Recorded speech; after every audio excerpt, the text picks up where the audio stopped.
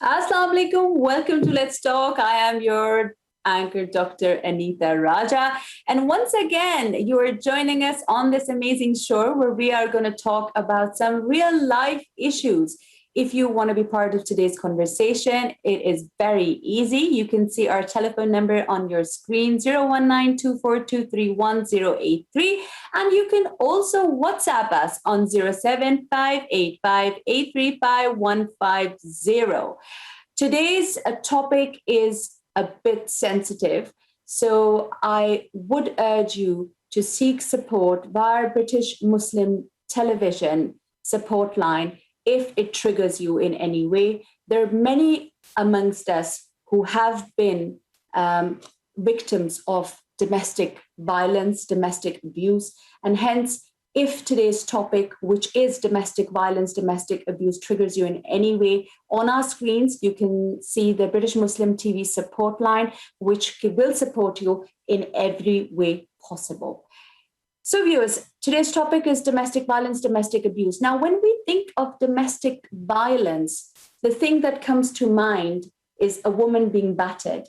However, this is not the only definition of domestic violence. Domestic violence can be of many shapes and forms.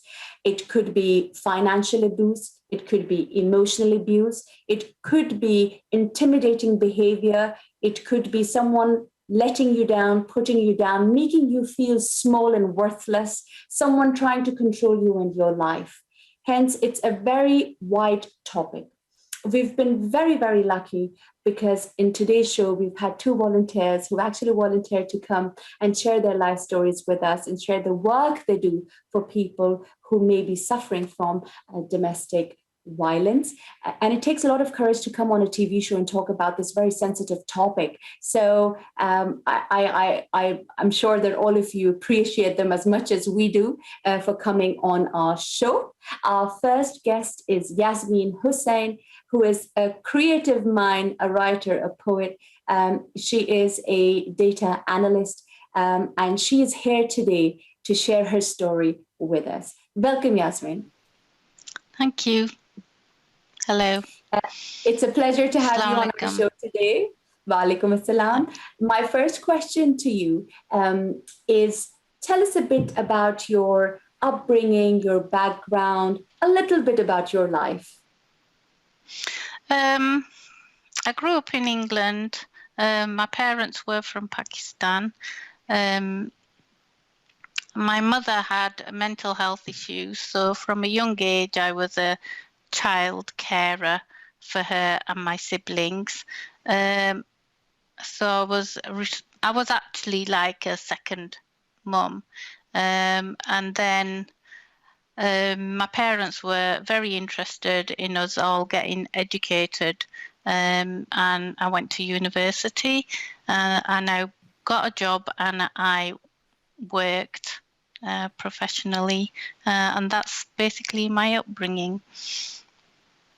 And Yasmin, tell us, you got married. When you got married, was it an arranged marriage or was it a love marriage? I got married at quite late on in my 30s. I'd been working for a number of years professionally, and the instigation point for the marriage was that my father passed away. So there was a little bit of family pressure from back home in Pakistan that because my mother was ill and father had passed away, they were saying that it was about time I should settle down and get married. There should be a man of the family, etc. So we went to Pakistan, and it was an arranged marriage. I saw two people. They were both educated, and there wasn't really a lot of time to check into their background or do that kind of research or find out about them. One was recommended by family, and the other one had actually put themselves forward by contacting the family because they'd heard that we were visiting Pakistan for a rishta, and that's how that marriage came about. And so, after how many months of getting married were you able to invite your ex-partner to the United Kingdom? Probably about 6 months. Okay. And during these 6 months, how was your relationship with your ex-partner? It was a long-distance relationship, of course. And yeah, it was a long-distance relationship, but by that time, the internet was in place. So this was about 1999, 98. The internet was around, and that made calling Pakistan easy because you just went online and did it. There'd already been some red flags just shortly after we got married, but because I'd been brought up in such a sheltered way almost, I was a bit naive, I would say, about I mean, I knew about work and business, but I would say that I was a bit naive about people and dunya, if you like. The initial red flag that happened in Pakistan was on the day before we flew back to England. My mother had got food poisoning, and this was in Lahore. My ex and I were staying in a hotel, and my mum rang 3 times to say she had food poisoning. They'd called the doctor and they wanted me to come over urgently. And my ex said that he had a temperature and he couldn't go. He was too ill to go. And as I had no money, I didn't know my way around Lahore. I was a bit stuck in that room, really. And I hadn't taken my mum's number. I mean, normally I did have it, but some of my stuff was at their house and the diary was in there, so I didn't have his number to call them and say, come and pick me up. So I think that was the initial red flag about isolation and being self-centered, but I didn't spot it. I mean, it must have been very difficult, especially with the type of upbringing that you tell us you had, where you were very sheltered and perhaps not exposed to the world like you'd expect someone in their 30s or late 30s or mid 30s. So you know, when this occurred, did you not sort of confront them or confront your ex-partner, say, look, my mum's unwell, I want to go, or did that not occur to you? I did ask, look, they're ringing, this is the 3rd call, etc. And but he just kept insisting he was ill. So I think it was a bit of a, if you like, a manipulative behavior, which I didn't realize at the time. And also using guilt as a technique. Because look, I'm ill, you've just got married to me, you're abandoning me. It was that type of suggestion, if you like. And then I just thought, well, there wasn't a lot I could do, but I knew my mum was in safe hands because she was at my mammou's and a couple of my siblings were already there. And so after you moved to the UK, did he settle in well? I mean, what was his expectation of you and the relationship? Well, when he moved to the UK, he was in a different location to me. I was still working. The idea was that he would study, do a master's degree. I was paying for that master's degree and I was paying for his living expenses on the basis that this would make his transition into England easier, because I'd heard that sometimes people come over from Pakistan and they've got qualifications from there and they can't find a job. So this was to overcome that issue. And the hope was that once he did his master's and got a job, that he would be in a position to earn and pay that back and just contribute to family life, I guess. Yeah, so you were sort of investing into your future with this person because you certainly wanted this relationship to work and you wanted him to be equipped with better education so you can get a better job so your life would be better. But did he appreciate this? I mean, he would say he appreciated it, but his actions were a bit different. So I think he slowly started to isolate me from my family. And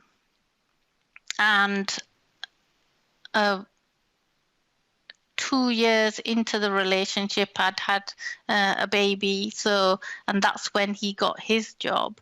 And I asked him to start contributing.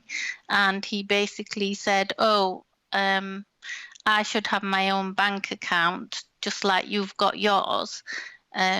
And so he did have his own bank account. There wasn't really a lot I could do to get hold of his assets. And he just contributed 20% to the household running.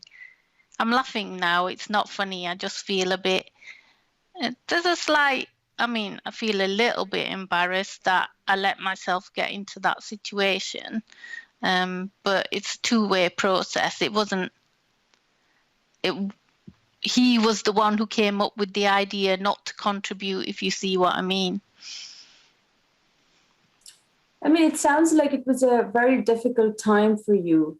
And it certainly sounds like you were in a bit of a fix because here you are sort of going to Pakistan to find a husband of your parents' choice, clearly, because that seems to be the best option, the better option. The family is taking that decision for you. And then you try and bring this person over who's already trying to isolate you. We will continue this discussion with you, Yasmin. But viewers, if you want to be part of this discussion, this conversation, our telephone number is on your screens. Our WhatsApp number is on your screens. Please contact us. It's time for a break.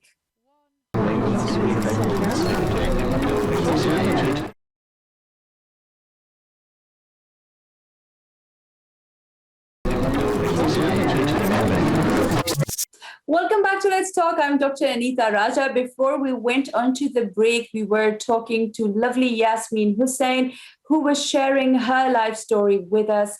She experienced domestic abuse, and she was courageous enough to come on screen and tell us her story and how she endured these difficult few years with her ex-partner. Yasmin, before we went onto the break, you were telling us that your mum had mental health problems, and your dad had already passed away, and that was the reason why you were hushed and rushed into getting married to this person from Pakistan and bringing him over to the UK as soon as possible, because that seemed the right thing at that time.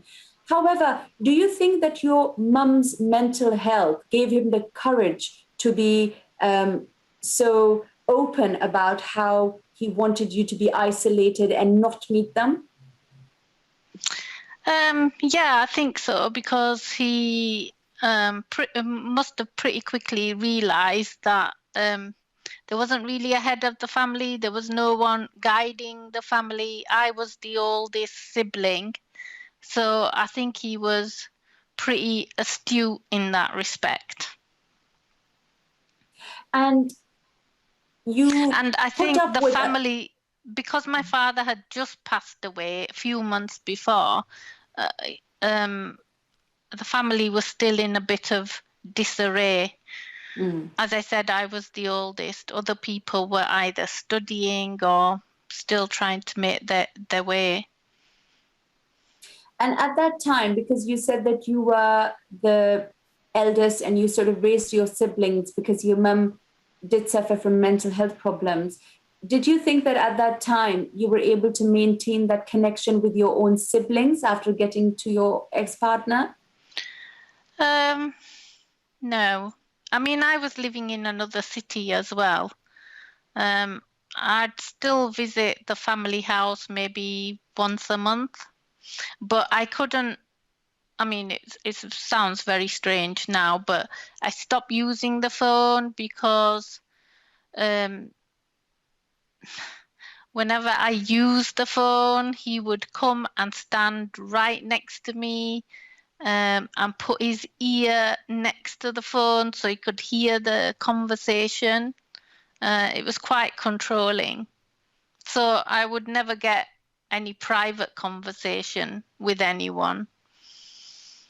But what about him? You know, when he would be sort of contacting his family in Pakistan, for instance, would you be allowed to listen in and be part of that conversation? Well, sometimes he would contact when downstairs. Sometimes he would just would disappear upstairs into his bedroom. But yeah. you weren't really interested in sort of listening to him talking to his family by the sounds of it. I mean, you did allow him, give him the space to sort of contact them whenever he wanted. Yeah, I mean, he had the option to contact his family when he wanted. I didn't feel I should control that. And you said that before the interview, before the show, you also mentioned that when you had your first child, you had sort of alarm bells. Can you tell us a bit more about that? So we'd been married 2 years, and he got his first job around shortly after I'd had our child. I asked him to then start contributing, and he said that he was going to open his own separate bank account because he should have an independent bank account because I had my own bank account, and why shouldn't he? I had expected that we would open a joint one together for all the running of the household expenses. And then he did contribute, but it was only contributing 20% of the household expenses, and I was doing everything else. And you've got to remember that I'd been working a good number of years, so I had already, in the early stages of the marriage, when he didn't have a job, I'd put a deposit down on a house and bought a property in the city that he was studying at. And how was his relationship with your children? The relationship with the children is that he hasn't really seen the children since 2012. He lives in a different city with his new partner, and within 6 months of us separating, he had already got married. He'd got an Islamic marriage, and he'd issued me with a Islamic divorce within 4 months of us separating, which I was quite pleased about because I've heard of situations where people won't issue an Islamic divorce because they want to control that situation and make it difficult for the woman. So because you were married to him for 10 years, through these 10 years, what other incidents occurred which made you rethink and reevaluate your relationship with him? Because you did end up leaving him, which was a great step for your own peace and mental health, and perhaps the mental health and peace of your children as well. But, you know, through these 10 years with him, what other incidents made you reevaluate your situation? I started to realize, because I'd been to Pakistan maybe every year or every second year with him for about 2-3 weeks in the winter. And slowly I started to see his family dynamics, and I realized that it wasn't just him, it was a whole family and a family system. And then on top of that, there were things that were happening here that I was uncomfortable with. For example, there was a situation where he was accused of harassing a female work colleague. Well, a female colleague. He'd come home with his face all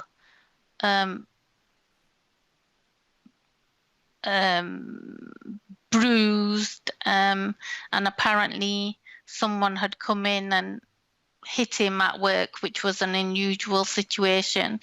And then it was just like slowly in little dribs, I was getting more and more of an insight into this person and his behavior, and the dysfunctionality within his family. And as these things started coming to light, I just felt the need to go. And he was starting to say some things like, "You're not attractive. Look, my brothers have got these amazing, attractive women, and I'm going to get another woman as well." It was just really, it was quite distressing, really, all the things that were happening. And then the final incident was that I found he used to disappear late at night when I was in bed with the kids. He'd just go somewhere, I had no idea where. And one of these incidences, I got up in the morning and there was a syringe in the car just on the seat. He's not diabetic or anything. He'd taken my car that evening, and the following morning when I was taking the kids to school, there it was on the seat. And that for me was the final straw, because I didn't know what that was about. And when I challenged him, he couldn't offer an explanation, but I knew there was something because his face kind of told the story. And from that point on, I thought, I've got to leave this relationship. I just don't know the true personality of this person. And when I did leave the relationship, I mean, there'd been financial coercion to lend money to his brother in Canada so that his brother could buy a house in Canada. I'd already bought land in Pakistan, and it turned out that that wasn't even in my name. So it was all mounting up, and I felt it was time to go. Certainly. And did you think that your immediate family members, people from your community, were supportive when you started indicating that you may no longer want to be in this relationship? They were shocked because I'd kept this image of everything was all right. So when I finally told them, it was like a dam bursting open. They were given all this information, and they basically said, well, why didn't you initially tell us when things were going wrong, and we would have advised you? When we said, don't tell us about personal marriage matters, we meant little quarrels and arguments. We didn't mean something major and huge like this. And then he sent a couple of his mutual friends round, because I'd left the house with the kids. Basically, he'd assaulted me, so I'd had to just leave with the kids and move to my mother's house. My mother had already passed away that year, so that's where I went. And he sent some people round to more or less persuade me to come back. But I had already made my mind up, and there were too many things that this was it. This was the end. Right. Yasmin, in the end, we've just left with 60 seconds, a quick message for anyone who's in an abusive relationship. I would say you have to think about the impact on your family. I thought about the impact on my children. Is this the kind of what character did I want to develop in my children? And although it was hard to leave, it was challenging to raise the children on my own, and the divorce was messy, I still managed to do it. My children are now grown up. The teenagers, they are in university, Yes. or will be heading off to university. Yes. Thank you, Yasmin. Thank you for being part of our show. Viewers, it's time for a break.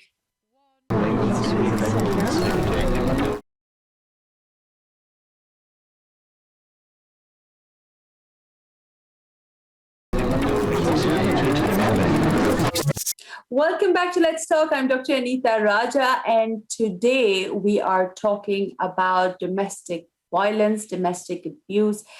We had a lovely guest on our show in our first half, Yasmin Hussain, who shared her life story with us, which isn't always easy. In our second half, we've got another lovely guest, Sahar, who is the co-founder and CEO of MindWorks UK. She is a psychotherapist, and she will tell us all about her journey and how she set up this service. Dear Sahar, welcome to our show. Thank you, Anita. It's lovely to be on your show. Jazakallah khair, and assalamu alaikum to everybody and all your viewers. So I'm Sahar. I set up MindWorks UK in 2014. So it's still quite new, alhamdulillah. But my journey to that was coming from a corporate background. So it was quite a bit of a journey, and then realizing there's other charities out there so don't know how I'm going to cut it quite short. So I qualified as a psychotherapist in 1994, so don't count my age right now. Okay. You don't look it. Let me tell you, you don't look it. You don't look it at all. And alhamdulillah, thank you, Jazakallah khair. And it's been a long journey because, you know, qualifying and even up to right now, it's, you know, you're learning all the time about so much. So I came into becoming a counsellor psychotherapist literally by default. Wasn't something that I was wanting to go into at all. So anyway, came into it, did my diploma at the time, which is now the BA now. So I had like 3-4 years of study. Worked in the corporate world, loved the work, all the psychology, the psychotherapy around the work, working with lots of different huge, big organizations. And then I thought, well, I've had enough of this. I wanted to do something a bit more. Worked in various different charities with young people. And I then went to work in a women's refuge, and there was 3 I was kind of looking after and managing, and with the clients and things, and it was a slightly different eye-opener for me, and I really enjoyed it.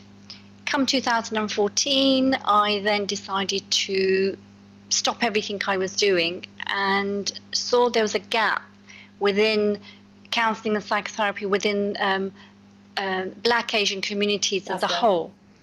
And I thought, well, actually, there needs to be something. So I literally just ran with the idea, as I do with many ideas, and set up MindWorks UK in 2014 in September. And then I had one contract, which is a Fi-Sabilillah contract, and which means it's a contract where the clients that come for counselling don't have to pay. And the reason for that is I'm a revert Muslim since 1985, and alhamdulillah, and it's the best thing that I did. And it just opened up a new avenue for me in the way that I work and how I live my everyday life, alhamdulillah. So I have a family, my own siblings who are not Muslim, but I have a really good relationship with them now, thank goodness. So I then had a slight turn of events because my mother had a bilateral stroke, so I then became one of the main carers to look after her. But it didn't stop me from carrying on to do my work. I then became part-time in a lot of work that I was doing. But the reason I'm quite passionate about talking about domestic abuse and domestic violence is, growing up in a household where you're seeing everything, and the trauma that you carry around this, it's a lot. And for many viewers who are tuned in today, you may not be first-hand at the hand of domestic abuse, but the mental abuse and the emotional abuse that you see and you receive, not receive, but you experience, and you're in it. So, and I think I talk about this quite often, that the table that I'm sitting at now, which has got a new top on it, is actually not mine. It was my mother's, and I somehow inherited it a few years ago. So it was sitting in my attic, and then I decided to keep it, and I revamped it, upholstered it, and it was just like, it was a memory, but I wanted to hold on to some of the memories for me, actually. And it's quite a personal memory, because I used to hide under this table when there was a lot of fights going on in the home. So that's how I kind of came to this journey here today, I suppose, in the work that I do. Yeah. No, it's Sahar. I mean, the most important thing, even when we look at literature and evidence, is that some people, ironically, decide to remain in an abusive relationship, in domestic violence, and in a domestic relationship where they've got absolutely no freedom. There is a lot of control, intimidation, degradation, just because they want their children to be part of a whole family unit, which is a happy one, where they want their children to have their father. And also, you get to hear that they will say, well, at least he's a good dad. Whereas, if you look at evidence, it suggests that, as you've rightly pointed out, that if a child witnesses domestic abuse, it is outwardly child abuse. And that's the end of it, because it damages you completely. Absolutely, Anita, it does. And I think one of the things here is to remember that children are not invisible, because things might be going on, children hear everything, and they may not see it. If a parent's fighting in another room, like we advocate, if you're going to have an argument, don't do it in front of the children. But that's not always the case, and we know that, unfortunately. So with this led me at the age of kind of 15 to leave home, because it was quite a lot of stress to see, and also not having good relationships with a particular parent, which I won't mention, but a particular parent, because both my parents passed away now, so I don't want to talk ill of them. Inshallah, Allah grant them the highest esteem, Jannah, and wherever they might be right now, Sahar, but it doesn't stop. Sorry, Sahar, we will need to stop you here, and you need to continue the story. But we've got a caller online, good. And we value our callers. Yes, so who do we have online? Assalamu alaikum. Hi, assalamu alaikum, Anita, and assalamu alaikum, Sarah. Wa alaikum salam. I want to say how brave you are, and it's an amazing programme. I'm glad that it's a wee, I know it's not a long programme, but it's interesting what you are saying. So I wanted to also say, I was watching, I think it's SAS, Tyra Khan was in it, and she was saying about her story, how her father used to abuse her and how strong she was. I watched it, and it was really good. But the stick she's getting from how she's getting treated with her injury, I thought it's a shame, because she's so brave, what she's saying. But can I say also, I've been through a lot, and I've got scars, and I have to live with it. So I think we're strong. What you are saying, it's good for women, for Muslim women or culture, to know that they shouldn't take it. You should be strong, and you should be safe, because all religion and all education says to you to protect yourself and be happy. You should be safe. Everyone deserves to be safe. So anyway, I wouldn't keep you long. Keep up the good work. Bye.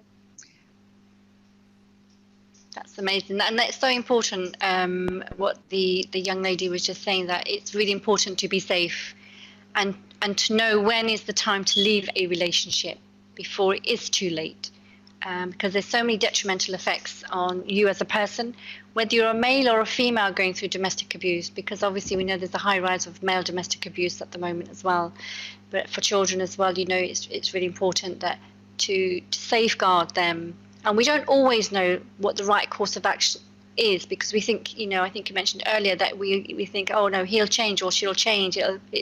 I'll just stay a little bit longer, it'll be fine. I'll be the submissive wife and I'll do everything, and then that coercive control and that manipulation comes into effect.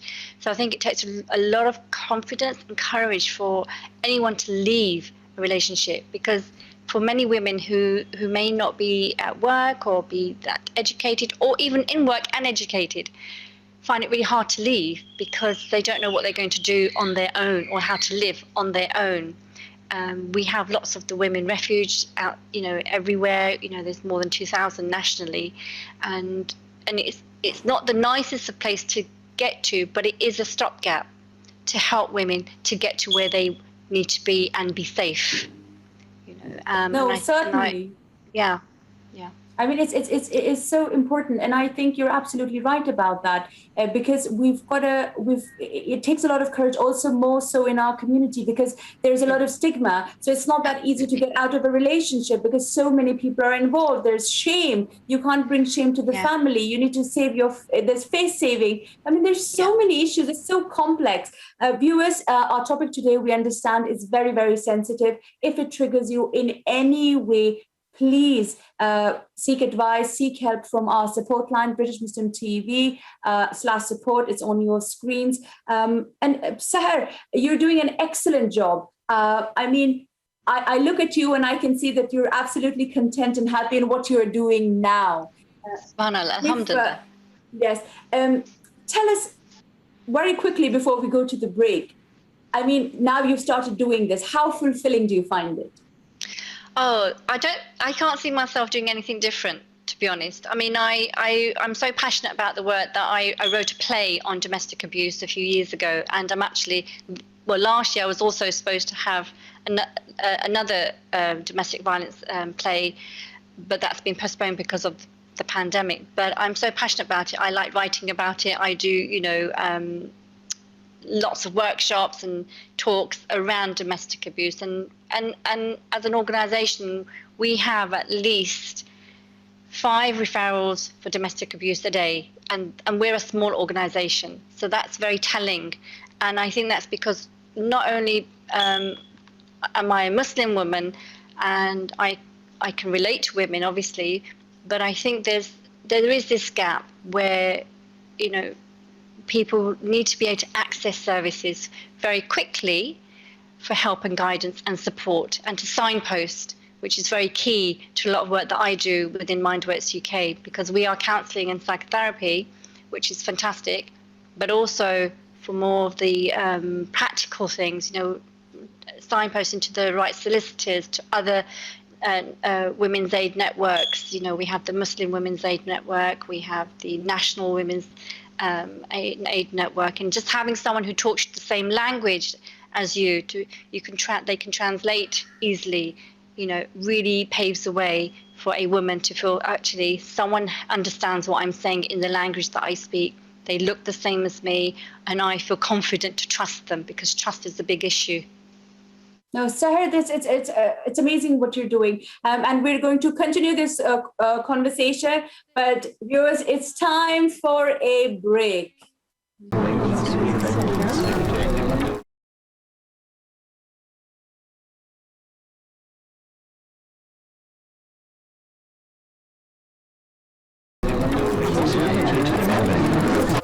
Welcome back to Let's Talk. I'm Dr. Anita Raja, and today we are talking about domestic violence, domestic abuse. If this triggers you in any way, please seek support from the British Muslim TV support line. It is on your screens. We had lovely Sahar before we went on to the break, who's a psychotherapist, very passionate about counseling people, helping people from the BAME community. She's offering her services at a very nominal fee, making counseling services more accessible for people from the BAME community. And the idea of doing today's show is spreading awareness, talking about domestic abuse, domestic violence, so that people are more aware, so we can empower them with information so they are able to recognize the red flag. Sahar, before we went on to the break, you were telling us a story. You were telling us about your relationship with one of your parents. Do you want to continue telling us that story? Yeah, I can do. So it's quite hard. I suppose it's always going to be an emotional topic to talk about.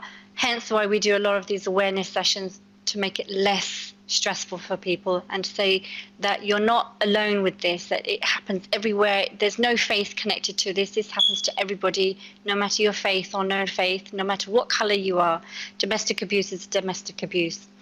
So when you're witnessing something, you're almost going in, I don't know if you'll know this, but around the Stockholm syndrome, where you're going to kind of almost want to be with the perpetrator and say yes, agreeing with everything, just to try and get yourself out of the situation. You want to say yes, to what and agree to what they're doing. So that's kind of what happened for me as a young girl, because you're going to be saying yes to things and not realizing when you're 7 or 8 years old what you're doing at that particular time. It's only on reflection for me now that I realize actually that's what it was.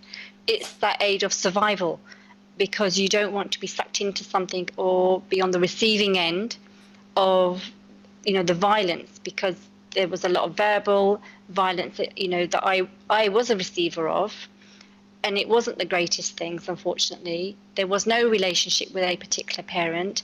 And then I did leave home because of that. And that was the saddest thing when I reflect on this young girl who was only like 14 or 15, and then having to leave by choice, not knowing of actually what am I going to do next, and thinking about the next steps, then being homeless and things. And then you're receiving on the receiving end of other things that you have to deal with.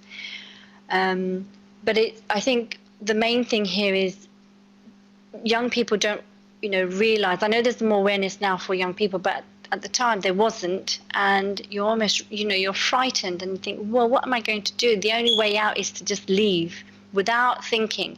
It was a stupid thing to do at the time, totally, because at 15, you wouldn't see a young Asian woman. I think I was the second or third Asian young woman in my community to have left home in this way, and it wasn't the done thing because of the stigmas, as you rightfully spoke about earlier on. But it is hard to, even when I talk about it now, but I just want to advocate it, because it's so important that young people shouldn't have to sit on their own holding this information to themselves. They should need to be able to reach out to people that they can trust. I had nobody that who I felt confident enough that I could say, well, look, this is what I'm feeling. I'm really scared here. I don't know what's going to happen. I'm on the receiving end of a lot of verbal abuse for whatever reason I didn't know at the time, And I think now I've got a lot more information about how things were for my parents, where they came from, and the issues that my mother and my father had to go through, and whatever their relationship was like between them both. You almost felt that, yeah, it's my fault, and you're always blaming yourself. And that blame can lead to, for me, it led to me kind of more or less just leaving the situation, which was really unfair. In hindsight, when I look at it and I look at this case, when I look at it as a case, I think, it's a pretty sad case. I mean, there's lots more that happened in there, but it's not the time, we don't have time for that right now. But, this lonely little girl had to leave with no support. And then you're blamed for leaving. So there's the other repercussions of it. You're then blamed for having to leave the home, to disrupt a family unit. And then fortunately, I had, met a few really good people in my life, on the way. And then I found Islam, alhamdulillah. So at the age of, 17, I took Shahada. 16 or 17, I can't remember now. But I took Shahada, and it's the best thing that I did, And that came with its repercussions as well, because coming from the background that I did, my family disowned me completely disowned me. And there was a lots of he said, she said issues, and you have to overcome, again, a trauma in itself. So it's always playing. And it's only these latter years, I have to say, that, you know, I've become more closer to one of my siblings. You know, I have nephews and nieces who I absolutely love and adore, who have always been close to me. Never have they once said no, they would never see me. And they were very little at the time, so I have the most fantastic relationship with my nephews and nieces. But I suppose it's my immediate siblings, and it's taken a lot of time to get to where I am with them. And I think I've had to put in a lot of hard work myself, as has one of my siblings who he's much older than me. I've had to put in a lot more work with him, and equally he's done the same. So it's been reciprocated together. And I think because he understands relationships are really important, you know, and he knew firsthand what was going on. But it was sad that we weren't ever able to talk about it at the time. You know, it's only these latter years that we've actually been able to more openly talk about it, which is it's the start of a much beautiful relationship. You know, from someone that you would look up to and who you were really quite scared of, to actually you able to like have a laugh and joke with, but not forgetting where it all came from, in the, you know, from where the relationship came from and stemmed from, and how it's flowered, I suppose. But it's not everybody's like that within my own family unit, as in my siblings. It's not the same for everybody. And I think alcohol plays a lot in all of this too, because I think that was one of the factors for a lot of the domestic abuse and domestic violence. Because when one parent drinks more, you find that their behaviours are going to change, and then there's going to be a lot of words crossed and a lot of violence crossed, unfortunately, and that's not changed. You know, domestic violence, whether it was when I was a child, whether it's today, it hasn't really changed. You know, this workaround when we do with women and young girls, and we advocate a lot of violence against women, etc., and girls. We want to advocate to, you know, educate people, make more people aware. They have choices. They don't have to be on that path. Really looking at what can they do. They don't have to be on their own. They're not alone. You know, there's so many charities out there, you know, whether it's a Muslim charity or any other charity out there. There are so many that you can actually call into for free confidential advice and support, signposting, you know. Yeah, and Sarah, tell us about your sort of charity. Tell us how they can access your charity, because you offer counselling sessions, and you said that the fee was quite nominal. So if someone is willing to sort of access you, how can they do that? Yeah, great. So it's Mindworks UK. We've just had our new website made, and it's been, I'm not very technical minded, and I say this to everybody, so it's been a lot of tweaking and technical issues. But you can look us up on the web, mindworksuk.co.uk. We're a contribution-based service, so it's from anything from literally £5 to £35, whatever you feel that you can contribute and you can afford. We don't ask you pay this amount. It's whatever you want to contribute. We have people who, and I never turn anybody away. That's the other thing. So if somebody really can't afford it, I will not send them away. I will engage them into a counselling process, get them a counsellor, and they can, you know, have that space for them to look at whatever it is they need, whatever support we can provide them. If they need signposting, there are so many organisations that I'm connected with that I do signpost to, alhamdulillah. So it's just fortunate that at the moment, you know, we're able to do that. You know, we don't get funding from anybody, so it's a voluntary run organisation. I don't get paid for the work that I do. I run two charities side by side, alhamdulillah. I'll accept it from me and from everybody that helps and participates in it, and to make it happen, alhamdulillah. Inshallah. I mean, you're doing such a good job. It's amazing. I mean, the idea alone of allowing people to contribute anything between £5 to £35, I think this is just an excellent idea, and it would encourage people to come forward and actually seek help if they require help. Now, Sahar, you know, before we went on to the break, we talked about how children are affected by watching abuse alone. Abuse does not need to be directed at them specifically, but even witnessing abuse can damage them. So there was this very beautiful saying that I once read when I was pregnant with my first son, which was good 8 years ago, where I read that, don't worry that your children are not listening to you. Worry that they're always watching you. And it really, it was something that really touched me at that point. And as you rightly said, sometimes it gets impossibly difficult not to argue or bicker in front of your children. However, it's very important that as a parent, we're at all times very, very mindful of our behavior in front of them. They're like a sponge. They're watching us every single second. Absolutely. And what happens from that, and beautifully said, Anita, they will then inherit these behaviors. They will inherit this kind of the way that the language that's being used. Exactly. No fault of their own. And then what happens is they become the abuser, unfortunately. Right. Sahar, is there any message towards the end of the show that you want to give our viewers? We're left with the last 2 minutes. I would say, look, please, for anybody listening, you're not on your own. There are so many organizations out there to help you, to listen to you, reach out to them. You are strong and you have all the tools to make this work for you. Just reach out to get the help that you need and that you deserve. You're not on your own. Or if you know anybody that is in a situation, talk to them, befriend them, gain their trust, coach them, say, look, there are other organizations. You can give them the details of the organizations out there. You have we have the Muslim Women's Network UK, we have the National Women's Domestic Violence UK. So there's so many streams, and there's so many Muslim organizations out there too. There's so many that I'm part of an alliance of 9 or 10. Right. Thank you, Sahar. Thank you for being part of our show. Viewers, it's time to say goodbye. We'll catch you again next week.